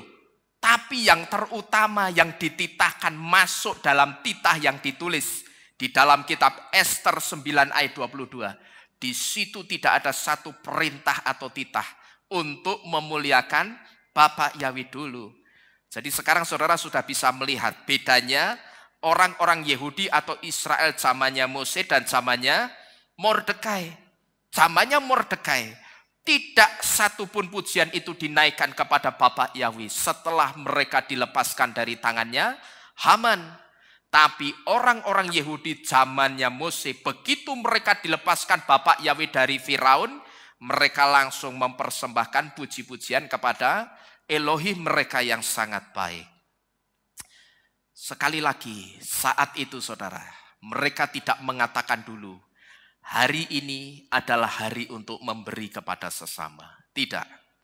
Sekalipun memberi kepada sesama itu tidak salah dan itu harus. Saudara dan saya itu juga harus mengasihi dan memberi kepada sesama saudara. Amin. Harus itu, karena itu perintah yang keberapa? Yang kedua. Tapi yang harus kita lakukan yang pertama dulu atau kedua dulu? Dunia ini mengenal atau menerima urutan angka itu satu dulu apa dua dulu? Satu dulu. Berarti nek satu dulu yang mesti kita kasih siapa? Bapak Yahweh dulu. Diseke Bapak Yahweh sik baru menungso saudara. Tapi bukan berarti kita tidak boleh mengasihi sesama kita. Supaya porsinya itu adil gitu loh. Karena sifat dasar manusia itu tadi. Kalau melakukan yang tidak baik takut ketahuan, tapi kalau melakukan yang baik takut tidak ketahuan. Ya, kalau sifat dasar ini dibawa, maka nanti bisa dipastikan porsi kasihnya itu lebih banyak kepada siapa? Manusia timbang kepada Tuhan. Wong sing ketok sing ndelok perbuatan baikku menungso. Ya aku akan lebih berbuat baik yang banyak sama manusia. Nek Tuhan Bapak Yahweh, walau Bapak Yahweh ora ketok wae. Itu ora ketok, ora usah dikei, ora usah dikasih akeh, kan begitu. Begitu loh saudara, paham ya? Jadi kenapa Yesua itu sampai bawa angka. Yang pertama yang harus kamu kasih itu Yahweh Elohim dulu, baru sesamamu manusia. Ya, jadi kita, saudara dan saya, memberi kepada sesama itu tidak salah dan itu harus kita lakukan. Yang salah itu kalau menonjolkan pemberian kepada sesama dulu. Nah, itu yang salah ketimbang pemberian kepada Bapak Yahweh. Saya harus memberitahu ini saudara, supaya kita tidak terjebak dengan konsep kasih yang salah kaprah. Sama seperti orang-orang yang sekarang ini sudah dimeterai dalam meterai yang benar, tapi konsep kasihnya ternyata saya perhatikan masih salah kaprah. Yesua itu juga ngajar yang harus dikasih dulu itu siapa? Bapak Yahweh dulu, bukan manusia. Bapak Yahweh dulu baru manusia atau sesama. Bahkan Bapak Ibu Saudara sekalian, kalau kita menyoroti tentang perayaan Purim yang sekarang ini sedang dirayakan oleh orang-orang Yahudi, yang nuansanya itu bukan lebih kepada ucapan syukur, bukan lebih melihat kepada kebesaran dan kuasanya Bapak Yahweh, tapi lebih kepada pesta poranya. Bahkan saya mendapatkan satu informasi, sampai-sampai pernah ada seorang rabi Yahudi yang mengatakan begini, apakah Purim yang dirayakan orang Yahudi zaman ini Purim yang firmaniah? Apakah Purim yang dirayakan oleh orang Yahudi zaman ini itu Purim yang kitab suciah? Kalau Torah ya Torahiyah. Apakah Purim yang dirayakan itu Torahiyah? Jadi Bapak Ibu Saudara sekalian, dari orang Yahudi sendiri. Rupanya ada yang mengkritisi perayaan Purim yang sekarang ini sedang dirayakan oleh orang-orang Yahudi. Termasuk yang sedang dirayakan oleh orang Goyim, tapi condongnya bukan kepada kebesarannya Bapak Yahweh, condongnya kemana tadi? Pestanya, pesta porannya. Karena konsep perayaannya sudah banyak keluar dari konsep firman Elohim. Banyak keluar dari konsep kebenaran yang sekarang ini sedang dirayakan. Dan ketika orang-orang Yahudi sekarang ini bersukacita dengan pesta pora mereka, saudara, rupanya di situ juga ada hal-hal penting yang lebih esensial atau lebih mendasar yang sudah mereka lupakan. Sekali lagi Bapak Ibu Saudara sekalian, mungkin malam ini saudara mendengar firman yang berbeda tentang perayaan Purim. Mungkin biasanya ketika saudara mendengar firman tentang Purim, kita lebih dibawa kepada euforia kemenangan orang Yahudi. Kita biasanya mungkin lebih banyak dibawa kepada euforia pesta poranya. Tapi malam ini kita diajak untuk melihat bahwa ternyata di balik euforia pesta Purim, di balik euforia pesta kemenangan orang-orang Yahudi atas zaman, di situ ada kemurahan Bapa Yahweh yang tersembunyi, yang sudah dilupakan oleh orang. Seharusnya mereka ingat, saudara, ketika Hadassah, Mordekai, dan orang-orang Yahudi dulu pernah ketahuan mengasimilasikan imannya atau membaurkan imannya dengan imannya orang-orang Yunani. Waktu itu Bapak Yahweh tetap mengasihi dan tetap memberikan pertolongan kepada mereka. Sehingga muncul satu peristiwa yang dikenal dengan hari apa? Hanukkah. Latar belakang perayaan Hanukkah itu kan untuk memperingati apa? Hancurnya bait suci karena ulahnya segelintir orang Israel yang mengasimilasikan atau membaurkan imannya, yang membaurkan imannya di dalam Torah dengan pola imannya orang-orang Yunani. Maka ketika orang-orang Yunani melihat orang-orang Israel Yahudi ini sudah pada goyah imannya, mereka menangkap itu apa? Oh, kita dikasih pintu untuk lebih kurang ajar dengan bait suci. Maka patung dewanya mereka dibawa ke dalam bait suci, dijagroke di situ, lalu disembelihlah anak babi dan dipersembahkan kepada dewa mereka. Ini kan kurang ajar namanya. Genjik anak babi itu tidak kosher, kok dibawa ke meja persembahan. Begitu loh saudara. Tapi ini dari apa berawalnya?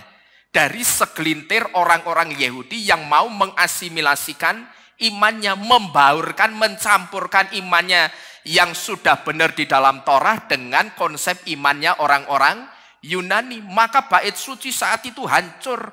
Bahkan tidak hanya bait sucinya, tapi satu bangsa yang besar, yaitu bangsa Israel, hancur lebur kehidupannya.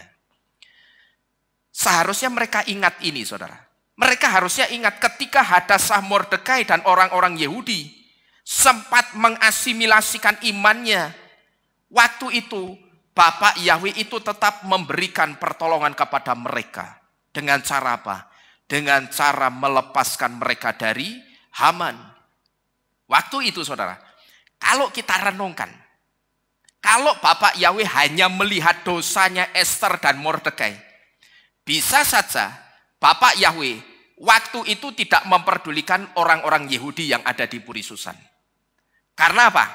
Bagi Bapak Yahweh, Mordekai dan Esther itu sebetulnya di mata Tuhan, mereka adalah orang-orang yang sangat cinta Torah.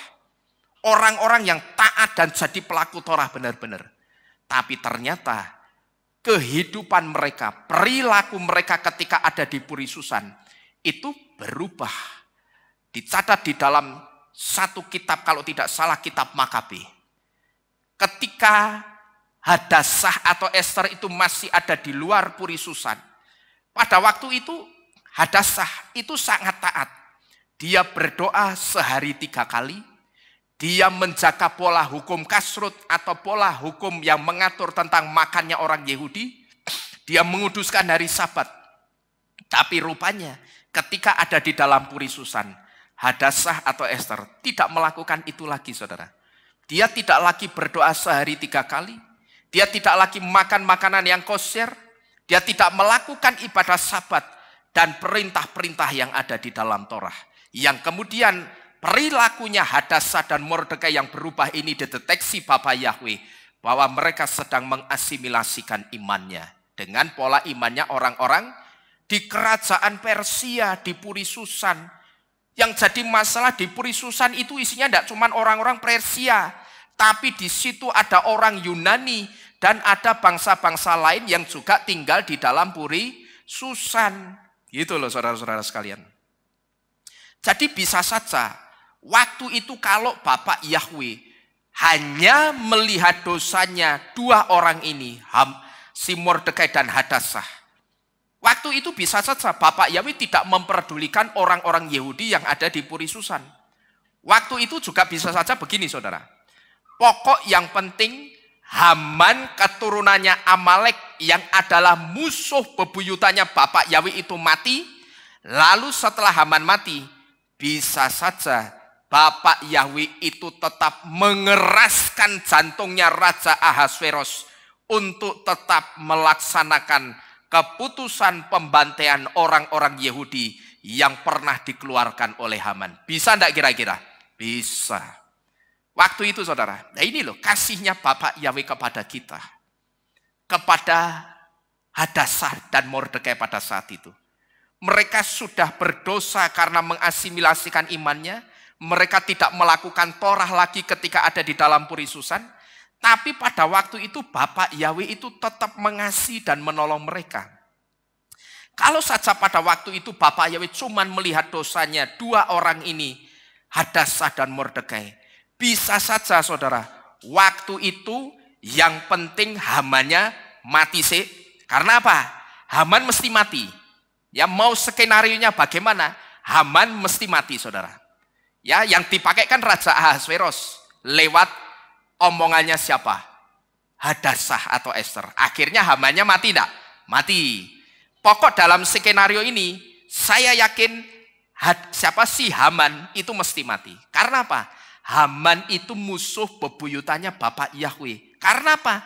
Haman ini keturunannya Amalek. Sedangkan Amalek itu musuh bebuyutannya Bapak Yahweh. Kenapa kok jadi musuh bebuyutan? Karena pada saat bangsa Amalek saat itu kuat alutsistanya, kuat peralatan perangnya, strategi tempurnya paling bagus dan paling jenius. Waktu itu orang-orang Amalek mengatakan, kami sudah punya segalanya. Terus buat apa Yahweh itu bagi kami? Begitu Bapak Yahweh mendengar itu, murkalah Bapak Yahweh kepada bangsa Amalek. Sejak saat itu ditetapkan mulai detik ini sampai bumi ini lenyap, Amalek adalah musuh bebuyutanku. Lah Haman itu keturunannya siapa? Amalek. Gara-gara apa kok bisa masih menurunkan si Haman? Kan katanya di kisahnya Saul sudah ditumpas. Karena apa saudara? Karena Saul masih menyisakan siapa waktu itu? Agag, rajanya Amalek. Sama siapa? Wedhus-wedhuse mbek sapine. Ini wedhuse mbek sapine bagus-bagus Samuel. Ini kan bisa dipakai untuk korban persembahan untuk Yahweh. Gundulmu, Bapak Yahweh ra doyan kaya ngene. Gitu loh. Yang menciptakan sapi bagus-bagus kualitasnya juga siapa? Ya Bapak Yahweh. Itu kecil bagi Bapak Yahweh. Tidak perlu Bapak Yahweh seperti itu. Malah disisakan. Yang paling parah disisakan siapa? Si Agag. Karena Agag disisakan akhirnya menurunkan bangsa keturunannya Amalek. Yaitu yang bernama siapa? Orangnya satu di antaranya. Si Haman tadi. Jadi dalam skenario ini saudara, kisah ini, saya yakin si Hamannya itu mesti mati. Ya pokoknya dalam kisah ini, saya yakin si Haman mesti mati. Tapi kalau kita renungkan, waktu itu kalau Bapak Yahweh cuma melihat dosanya Mordekai dan Hadassah, bisa saja pokok Hamannya mati, Tapi rajanya kan masih hidup, betul? Ahasverosnya masih hidup. Bisa enggak Ahasverosnya ini dibuat Bapak Yahweh? Jantungnya dikeraskan untuk tetap melanjutkan titahnya si Haman membantai orang-orang Yahudi di Puri Susan. Kira-kira bisa enggak? Sangat bisa sekali. Tapi sekali lagi, itulah kemurahan Yahweh yang lebih dari hidup. Memang saat itu Hadassah dan Mordekai itu berdosa. Tapi Bapak Yahweh tetap berkemurahan kepada mereka berdua dan kepada bangsa Israel. Jadi Bapak Ibu Saudara sekalian, kalau kita renungkan, waktu itu sangat bisa sekali Bapak Yahweh itu mengeraskan jantungnya Raja Ahasveros untuk tetap melaksanakan keputusan pembantaian orang-orang Yahudi di Puri Susan. Karena apa? Karena pada waktu itu, ketika Haman itu membuang pur, atau membuang lot, atau membuang undi, yang dipertaruhkan pada waktu itu apanya saudara? Benar-benar goral. Goral itu apa? Goral itu fate, atau takdir, atau nasib hidupnya orang-orang Yahudi. Ini yang mesti kita ngerti. Begitu Haman itu membuang pur atau membuang undi yang dipertaruhkan saat itu betul-betul goral atau nasib hidupnya orang-orang Yahudi. Jadi begitu katakanlah Haman buang pur seperti ini, saat itu tidak ada kemungkinan untuk orang-orang Yahudi, Hadassah dan Mordekai bisa hidup lagi. Hari itu mesti mati. Karena apa? Purnya Haman, undinya Haman, itu tidak ada kata hidup dan mati, tapi hanya mati. Coba kita baca. Ester 9 ayat yang ke-24. Benar enggak? Nasibnya orang-orang Yahudi sebetulnya pada saat itu mereka harus mati semua. Ester 9 ayat 24. Di situ dikatakan, karena Haman anak Hamedata orang Agag itu. Jadi benar ya, orang Agag yang memusuhi segenap orang Yahudi telah merencanakan sehubungan dengan orang Yahudi untuk apa itu? Membinasakannya dan telah membuang pur, yakni undi, untuk mengacaukan dan membinasakan orang-orang Yahudi. Bapak Ibu Saudara sekalian. Jadi yang dimaksud dengan pur yang adalah undi yang dibuang Haman, itu takdirnya orang-orang Israel atau orang-orang Yahudi. Paham Bapak Ibu Saudara sekalian? Maka hari ini disebut hari raya apa? Purim, gitu loh. Kenapa kok disebut Purim? Purim itu dari pur yang artinya goral. Goral itu fate atau takdir atau nasib hidupnya orang-orang Yahudi. Saudara-saudara sekalian. Kalau saudara pernah main tebak-tebakan undian dan saudara pakai undian itu ketika saudara mengundi pakai koin. Kalau koin undian dalam satu permainan, katakanlah koin seperti ini. Ini koin Rp1.000 yang saya pakai. Sisinya sama enggak saudara? Di sisi yang pertama dan sisi yang kedua sama enggak kira-kira ini? Tidak sama. Ya, jadi perhatikan baik-baik. Kalau koin undian dalam satu permainan pada umumnya, dua sisinya biasanya tidak sama. Tapi kalau koin undiannya Haman, dua sisinya itu sama. Apa itu? Bantai, habisi orang-orang Yahudi.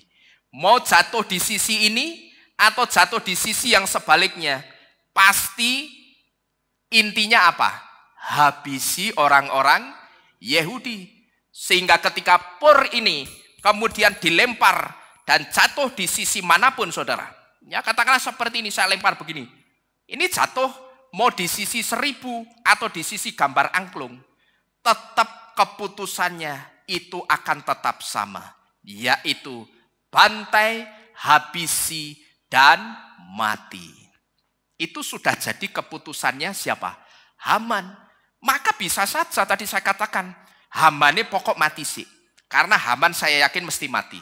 Ya, sekalipun saya mungkin tidak melihat kisahnya ini secara lengkap, tapi saya yakin Haman mesti mati karena dia keturunannya Agag yang harus dilenyapkan total sama Bapak Yahweh dari muka bumi ini. Cuman kan muncul satu pertanyaan lagi.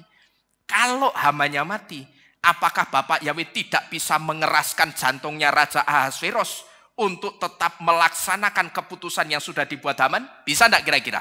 Sangat bisa sekali. Ya, karena apa? Karena pur atau undi yang dipertaruhkan saat itu, begitu dibuang Haman begini, yang dipertaruhkan saat itu adalah goral atau nasib kehidupannya orang-orang Yahudi. Tapi anehnya saudara, lagi-lagi Esther dan Mordekai yang melihat pertolongan Bapak Yahweh atas mereka dan atas orang-orang Yahudi yang ada di Puri Susan saat itu. Anehnya, justru tidak membuat mereka segera ngapain? Membalas kebaikannya Tuhan dengan apa? Mempersembahkan korban bakaran kek? Atau katakanlah kalau saat itu tidak ada domba yang bisa dipersembahkan sebagai persembahan korban bakaran. Persembahkanlah seperti orang-orang Yahudi zamannya Mose apa? Puji-pujian. Begitu Raja Ahasveros mengatakan orang-orang Yahudi akan tetap hidup sampai selama-lamanya dan tidak dibantai. Harusnya saat itu mereka ngomong apa? Haleluya, terpuji-pujilah Yahweh Elohim yang maha besar dan maha kuasa. Langsung seharusnya saat itu mereka ngapain? Sujud syukur menyembah kepada Bapak Yahweh dan berterima kasih kepada Bapak Yahweh. Tapi kalau kita lihat, mereka berdua tidak menggerakkan orang-orang Yahudi untuk segera membalas kebaikannya Tuhan dengan mempersembahkan korban puji-pujian maupun korban persembahan bakaran bagi Yahweh. Nah, di sini Bapak Ibu Saudara sekalian, kembali kita bisa melihat bahwa kemurahan Bapak Yahweh itu benar-benar jauh lebih besar dari hidup atau nyawanya orang-orang Yahudi yang pada saat itu sangat mereka khawatirkan nyawa mereka itu akan direnggut oleh Haman. Tetapi pada faktanya kemurahan Yahweh tetap membuat Hadassah atau Esther, Mordekai dan orang-orang Yahudi yang ada di Puri Susan di kerajaan Ahasveros tetap hidup selama-lamanya saat itu. Ya, dibiarkan tetap hidup, tidak dibantai, Bapak Ibu Saudara sekalian. Dari sini Bapak Ibu Saudara sekalian, pesan terakhir yang bisa kita tangkap atau kita tarik di dalam kehidupan kita. Sama seperti yang terjadi di dalam kisah Hadassah, Mordekai dan orang-orang Yahudi yang tetap dibiarkan hidup oleh keputusannya Raja Ahasveros. Kalau sampai detik ini juga kita itu masih hidup dalam segala kelimpahan. Kita hidup dalam kesehatan. Kita hidup dengan tubuh fisik yang normal, lengkap. Kita tidak hidup di dalam satu tekanan. Sebetulnya kita sekarang ini juga hidup karena kemurahannya Bapak Yahweh. Amin. Kalau sudah begitu, sekarang saudara sudah ngerti melalui pesan penutup ini saya memberitahu apa. Kalau sampai detik ini juga kita masih hidup dalam kelimpahan. Tidak ada tekanan sedikit pun di dalam kehidupan kita. Itu kita artinya juga hidup dalam kemurahannya Bapak Yahweh. Atau hidup karena kemurahannya Bapak Yahweh. Sekarang kira-kira apa yang akan saudara lakukan?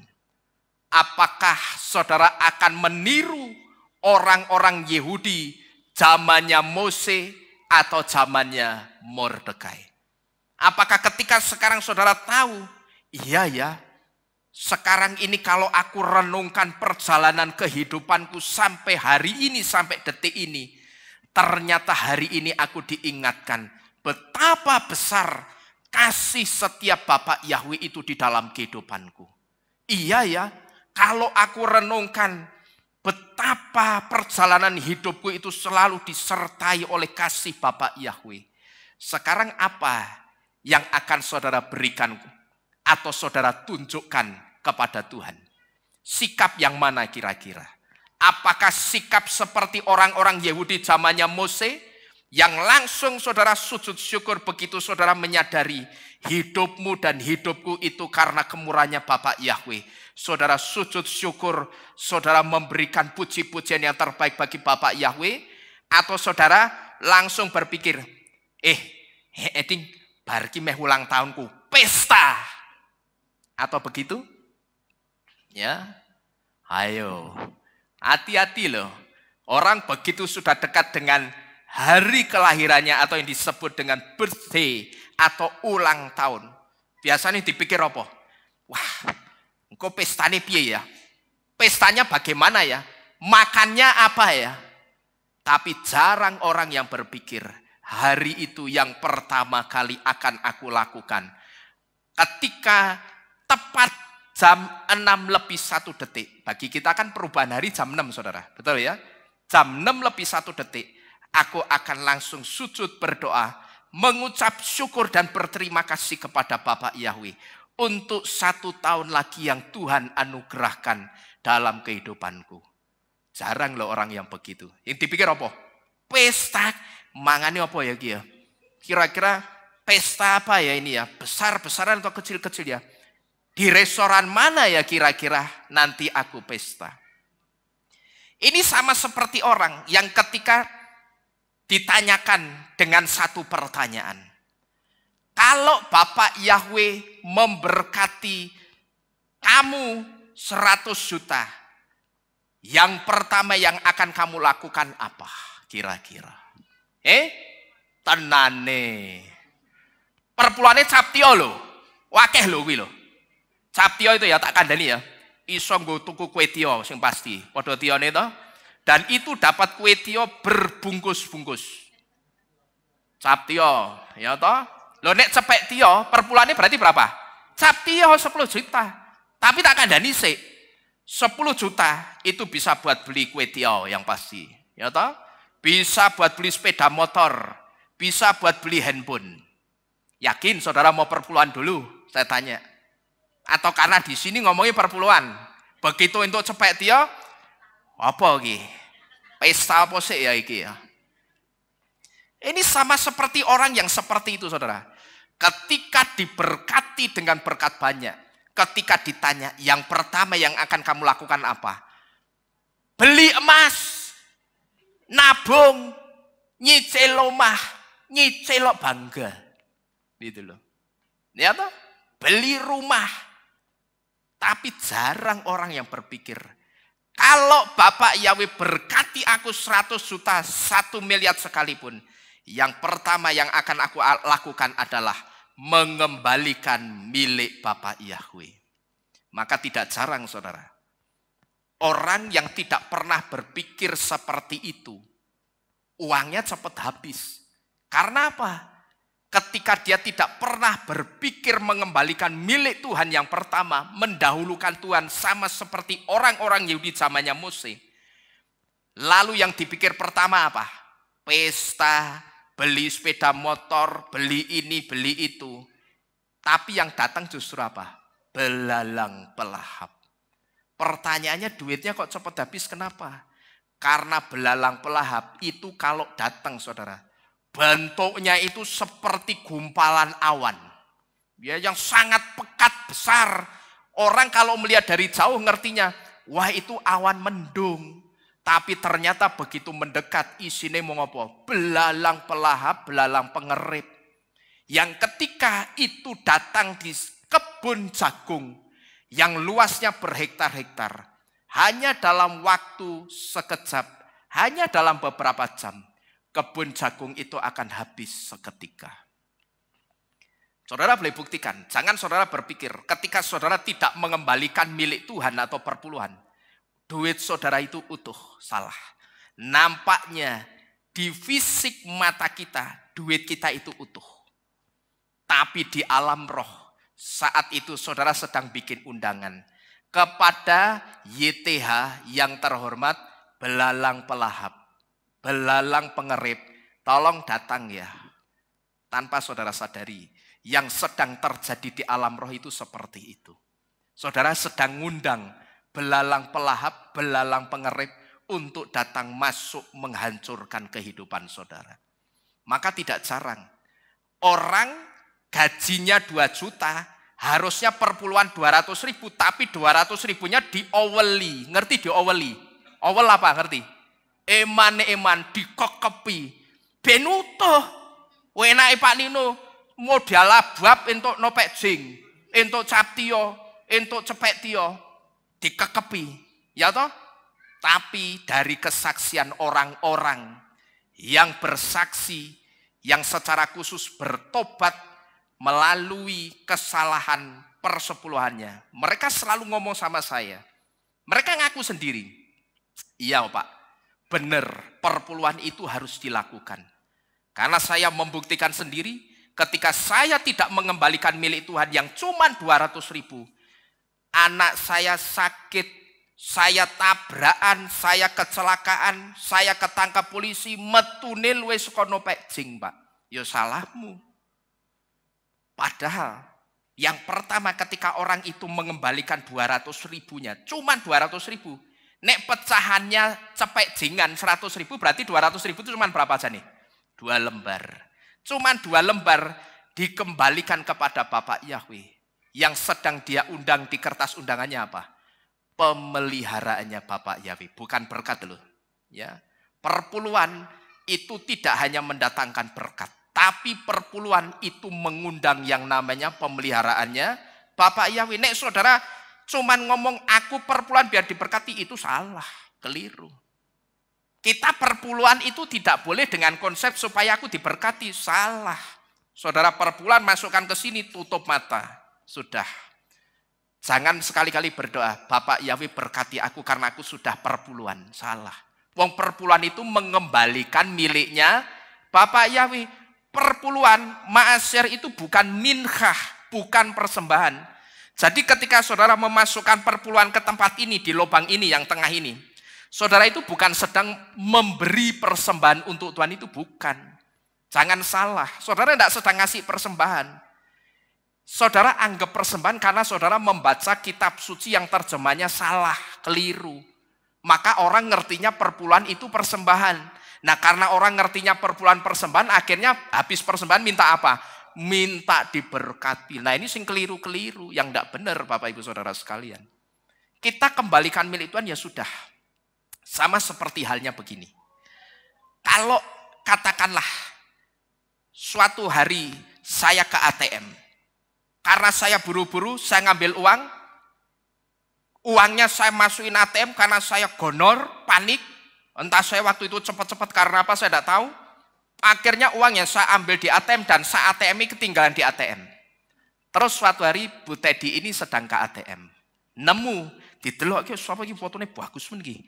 Oh Nino Andretti, alamatnya di ngaglik lama Rinjani, dikembalikan ke saya. Pada saat Bu Teddy mengembalikan ke saya, nanti perkara saya mau kasih imbalan ke Bu Teddy atau tidak, hak saya atau saudara? Kira-kira seperti itu. Saudara kembalikan milik Bapak Yahweh. Bapak Yahweh akan memberkati saudara atau tidak, itu urusannya Bapak Yahweh. Tapi biasanya ketika Bapak Yahweh melihat orang itu taat, Bapak Yahweh itu rohnya akan tersentuh sendiri untuk memelihara kehidupan orang yang taat. Maka ketika ada orang-orang yang tangannya dipakai Bapak Yahweh untuk memberkati pekerjaan Bapak Yahweh di tempat ini melalui persepuluhan mereka yang dari luar Kehilat ini, dari luar kota atau dari luar Jawa bahkan dari luar negeri, yang ditransfer ke rekening pelayanan Kehilat. Saya selalu mengucapkan terima kasihnya apa? Yang pertama, terima kasih untuk ma'asyir atau persepuluhan Bapak atau Ibu untuk pekerjaan Bapak Yahweh di Kehilat Mawar Syaron. Di situ saya tutup dengan kata-kata apa? Bapak Yahweh memberkati ketaatan Bapak dan Ibu dengan segala kebaikan Elohim Yahweh. Yang saya mintakan berkat ke orang itu apanya? Ketaatannya. Karena sama, yang saya lihat sebagai gembala dan Bapak Yahweh lihat atas orang itu apanya tadi? Ketaatannya. Jadi Bapak Ibu Saudara sekalian, hari ini kita diperhadapkan dengan satu pertanyaan yang saya katakan dijawab yang mudah, tapi untuk dilakukan ternyata juga tidak mudah juga. Kalau sampai detik ini juga kita masih hidup dalam segala kelimpahan, kita tidak kekurangan sama sekali, kita tidak hidup dalam tekanan, itu semua juga karena kemurahannya Bapak Yahweh. Sama seperti kemurahan yang Bapak Yahweh kerjakan untuk siapa itu? Mordekai, siapa? Hadassah dan orang-orang Yehudi. Sama kemurahannya. Bapak Yahweh itu kalau kita perhatikan saudara ya, tidak melihat dosa kita loh. Sama seperti dosanya siapa? Dua orang ini, si Hadassah dan Mordekai yang tidak dilihat juga. Tapi mereka saat itu tetap diberkati dengan dibebaskan dari tangannya Haman. Neng sayang, yang mereka lakukan apa? Pesta gitu loh. Saya ingin mengingatkan yang terakhir. Kalau saudara masih diberikan anugerah umur panjang, itu karena Bapak Yahweh berkemurahan atas saudara dan saya. Saudara mau ingat ini baik-baik? Halo? Mau ya? Saudara ingat ini baik-baik. Aku hidup sampai hari ini, itu karena kemurahannya Bapak Yahweh. Kenapa mesti saya tendensikan? Saya ingat, saya ulang bolak-balik. Kenapa? Karena kata-kata ini sudah jadi kata-kata klise seringkali dalam kehidupan orang percaya. Aku hidup, aku ada di tempat ini karena kemurahan-Mu Tuhan. Lah karena sering diomongke, jadi apa? Klise. Tapi tidak menghidupi kata-kata itu sungguh. Tidak menghidupi kata-kata, aku hidup itu karena kemurahan-Mu. Sehingga karena tidak menghidupi kata-kata itu, akhirnya orang apa? Orang lupa ketika setiap kali umurnya ditambah Tuhan, dia masih bisa hidup sampai detik ini, hari ini dalam keadaan tubuh yang sehat, kuat tanpa tekanan apapun. Orang lupa, tidak segera bales Bapak Yahweh, tapi malah apa? Mikir pesta. Maka saya ingin memberitahu juga saudara, kalau saudara seorang pengusaha, perhatikan baik-baik, yang seorang pengusaha ataupun yang kerja ikut orang, bebas, pokok yang saudara bekerja. Secara khusus tapi orang yang pengusaha. Katakanlah saudara jualan, saudara punya toko atau apapun usaha saudara. Berani enggak saudara? Atau pernah enggak saya tanya? Pada saat warung saudara, toko saudara sedang rame-ramenya, orang antri berjubel mau bayar. Pak, bayar, Bu, bayar, saya sudah selesai makan, minum, sudah selesai beli ini dari Bapak Ibu, saya mau bayar. Pada saat orang berebut membayar kepada saudara, pernah enggak saudara? Sebentar ya, 5 menit saja, tunggu, pegang dulu duitnya. Terus saudara ke belakang. Saudara ke belakang, masuk kamar sebentar, di situ saudara angkat tangan dan bersyukur kepada Bapak Yahweh. Saudara katakan, Bapak Yahweh, terima kasih berkat-Mu begitu luar biasa dalam kehidupanku. Tuhan lihat di depan itu, di tokoku itu Tuhan, pembeli berjubel rame sekali membeli daganganku. Itu semua karena kemurahan-Mu. Itu semua karena berkat-Mu. Pernah enggak saudara melakukan itu kira-kira? Atau justru warungnya rame, terus, Pak, Bu, doa sih, surah nyusu ya kayak ini, bingung. Ayo, bagaimana? Pernahkah saudara melakukan itu? Asal saudara tahu.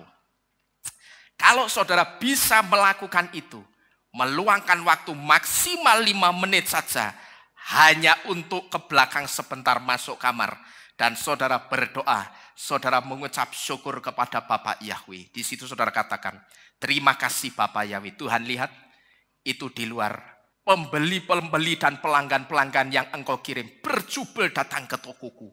Itu karena Engkau yang mendatangkannya. Terpuji-pujilah namamu Yahweh, kekal sampai selama-lamanya. Bapak Yahweh itu saudara, rohnya sangat disenangkan sekali. Dan saudara boleh buktikan, Bapak Yahweh akan semakin memberkati usaha saudara. Amin. Haleluya. Jadi Bapak Ibu Saudara sekalian, lakukanlah sesuatu yang tidak sama, yang anti mainstream, yang tidak pernah dilakukan oleh orang-orang dari iman percaya manapun. Bahkan orang dari iman percaya lain itu terkadang lebih ngerti terima kasih sama Tuhan loh saudara, ketimbang kita. Saudara mau buktinya? Saya pernah mendengar satu kisah. Ada orang menikah, sudah naik mobil yang dihias-hias itu, mau dibawa kemana? Masjid. Untuk apa? Ijab kabul. Saudara ngerti? Di tengah jalan, ternyata itu jam 12 pas hari Jumat. Wayai apa biasa nih? Jumatan. Tapi ternyata mobil yang akan membawa ke tempat ijab kabul itu belum sampai. Tapi sudah keduluan apa? Jumatannya. Saudara ngerti? Sopirnya ditepuk pundaknya. Mas, berhenti dulu. Orang itu, sopirnya menempikan mobilnya, terus pengantin prianya keluar dari mobil, sholat di trotoar, saudara. Sholat di trotoar loh. Benar-benar sholat di trotoar itu. Pakai jas lengkap, rapi dia sholat. Dan saya melihat dengan mata kepala saya sendiri. Ini kalau saudara lihat pom bensin atas itu, maju sedikit dulu pernah ada orang jualan apa sih ya? Kalau tidak salah nanas itu loh. Yang sering kali dijual di pinggir jalan. Nanas atau apa saya lupa. Apa? Permukaannya trotoar itu bahkan tidak bisa saya sebut trotoar. Pinggir jalan, bahu jalan yang ngarani pinggir itu ya. Bahu itu batu-batu. Tapi ibu yang jualan itu tepat jam 12 tet. Dia gelar sajadahnya, dia sholat di situ. Saudara, anaknya Bapak Yahweh yang mesti dapat keselamatan berani begitu enggak kira-kira? Satu saja, pada saat toko saudara rame, tunggu dulu ya. Enggak usah ngomong sama orangnya. Saya sebentar tak ke belakang. Di situ saudara berdoa mengucap syukur dan berterima kasih kepada Bapak Yahweh.